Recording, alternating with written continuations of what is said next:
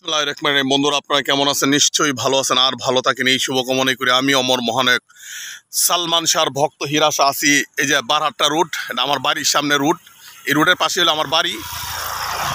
আমি আছি কাতলা বিলের পাশে। এই যে আমার এই যে হাতের বাম পাশে যেন দেখাচ্ছে, এটা কাতলা বিল। তো দেখতে আসলাম পানি অবস্থা, মানে পানি অনেক নিচে চলে গেছে। বন্যা যে হওয়ার যে সম্ভাবনা ছিল এটা এখন আর নাই, আলহামদুলিল্লাহ কেটে গেছে। তারপর বর্ষাকাল যায় নাই, এখনও পর্যন্ত বর্ষাকাল আছে। কখন কি হয় বলা যায় না। আবহাওয়া কখন খারাপ হয়ে যায়, আবার কখন ঝড় বৃষ্টি শুরু হয়, কখন আবার ইন্ডিয়ার পানি ঢুকে। অলরেডি সুনামগঞ্জ সিলেটে বন্যা। সিলেট সুনামগঞ্জ শহর রাস্তাঘাট, দিরাই সাল্লা থেকে রাস্তাঘাট, হ্যাঁ, গোটা সিলেট বিভাগটা আমাদের ধর্মবাসা কিন্তু একটু টান এলাকা। এই জায়গাটা বাদ দিয়ে গোটা সুনামগঞ্জ জেলা সিলেট বিভাগে যতগুলা উপজেলা আছে এখনো পানির নিচে অবস্থান করতেছে। তো আলহামদুলিল্লাহ আমরা দুই ফসলের জায়গা, এখনও আমাদের বাড়ি পিছনের জমিগুলো টান আছে। হ্যাঁ, তবে পানি অনেক ঘোলা, আল্লাহর দেওয়ার মতো পরিবেশ নেই। রাতেবেলা আল্লাহর যে একটা শখ আমার আছে মাছ ধরা, সেই মাছটা কিন্তু ধরে খেতে পারবো না, কারণ হাঁসের গুলা। এদিক দিয়ে একটা হাঁসের ফার্ম ওই অনেক দূরে কালের পারে।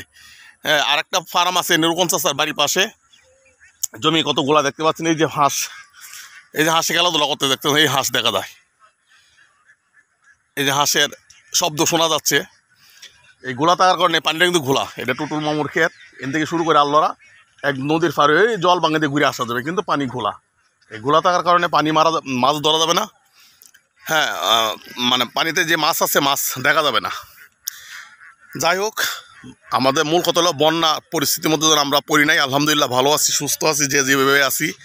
হ্যাঁ, সুস্থ থাকি যেন আল্লাহর কাছে শুকরিয়া, আলহামদুলিল্লাহ।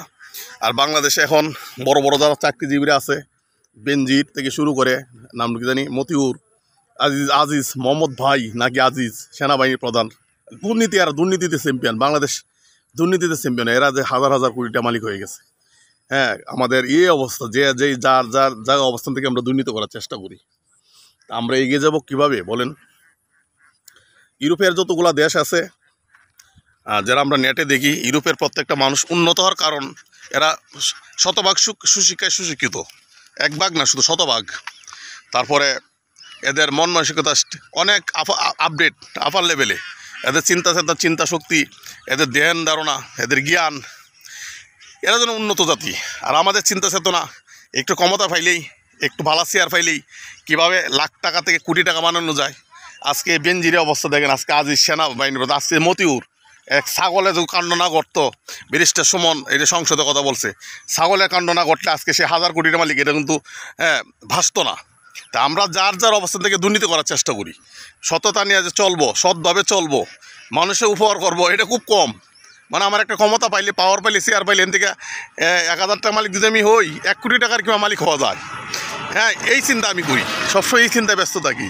আরে ভাই, বেশি খাইলে তো গলায় লাগে। বেশি খাইলে কী হয়? বেশি পেট ভরে খাইলে কিন্তু অলসতা আসে।